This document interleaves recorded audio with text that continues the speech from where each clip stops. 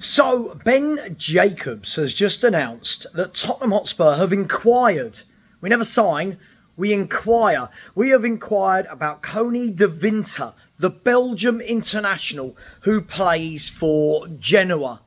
Now, what do we know about Koni I'm not going to sit here and pretend I know loads. Like you, I see that we're linked with a player. If I don't know who it is, I go and I do my homework. And in the last hour, I've watched multiple videos of Koni which can be dangerous because some videos make players look like world beaters.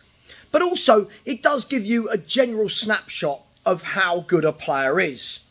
Now, Ben Jacobs has said that Inter Milan are also interested in and that the going price for him is 25 million euros. So what's that? 21 million pounds, which sounds right up Tottenham street, doesn't it?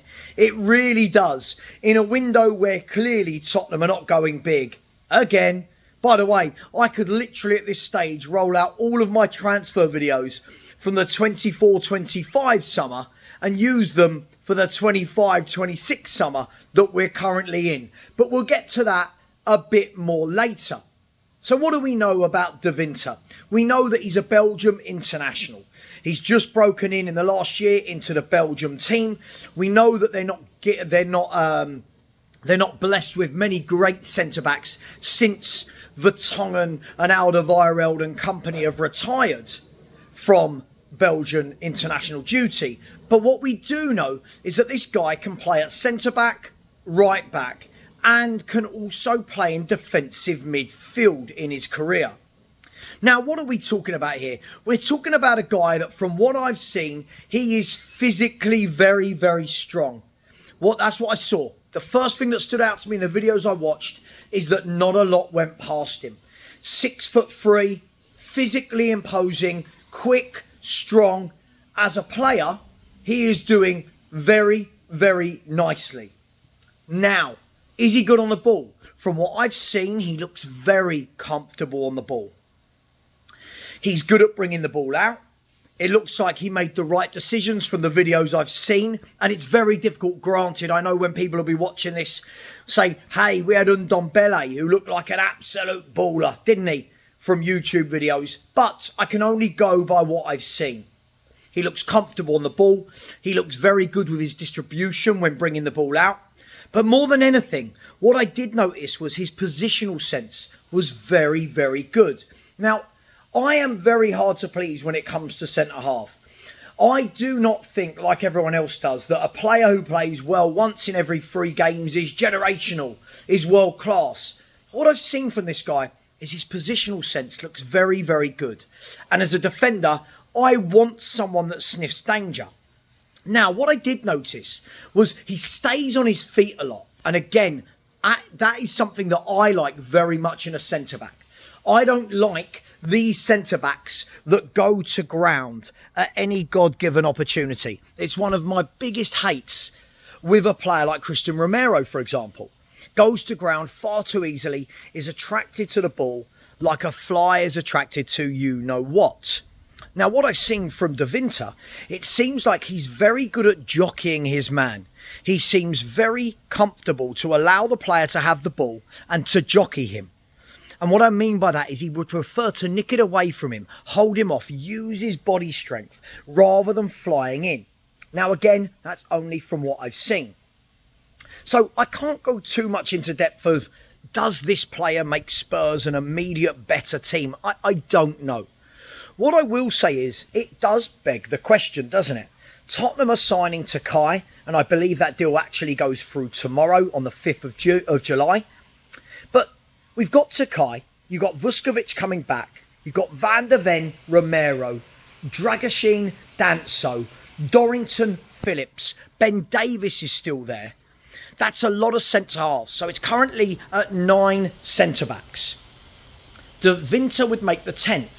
Now, what that for me would mean would probably be Ashley Phillips and Dorrington probably going out. And I think it would probably mean a strong likelihood that Romero would leave the club.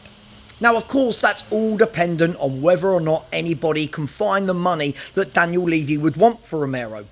And many people will be very upset. I'm sure there'll be a lot of tears of, oh my God, he's our best defender. For me, I don't mind him going. I really don't. He's injured all the time. I don't believe that his commitment is 100% there.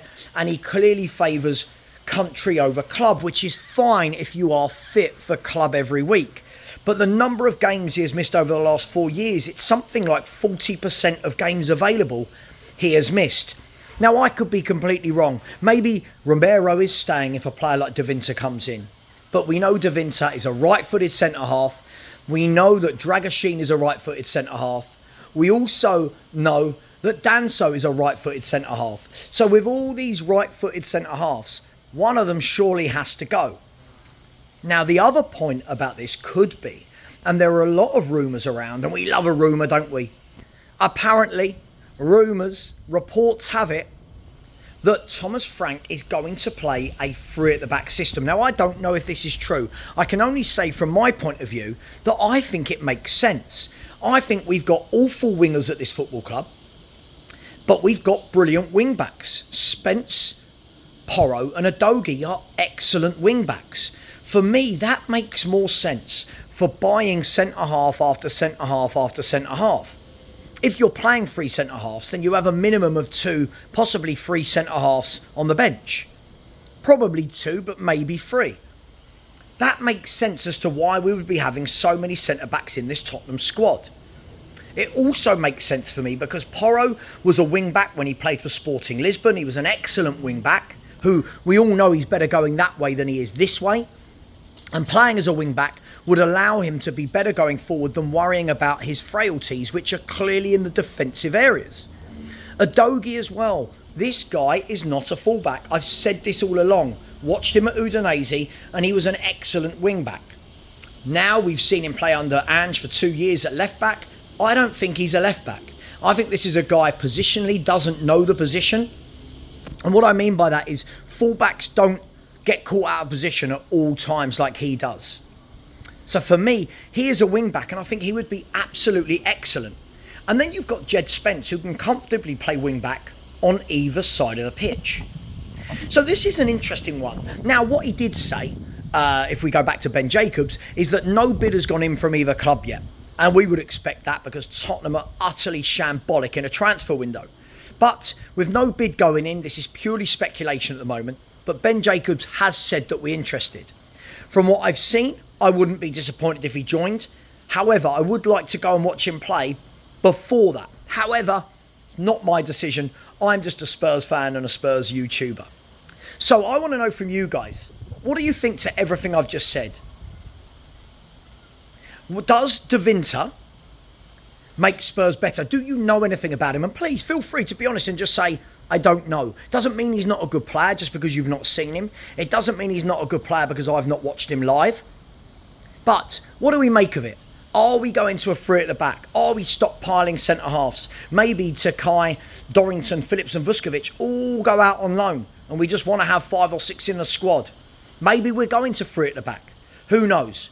Let me know your thoughts. But I suppose the positive is at least we are linked with someone. Because other than the Mohamed Kudus deal, which apparently no one seems to know what's happening. Tottenham were in talks the other day. We put in a bid and now we don't know what's going on. Other than that, it's a typical Spurs window where nothing is happening.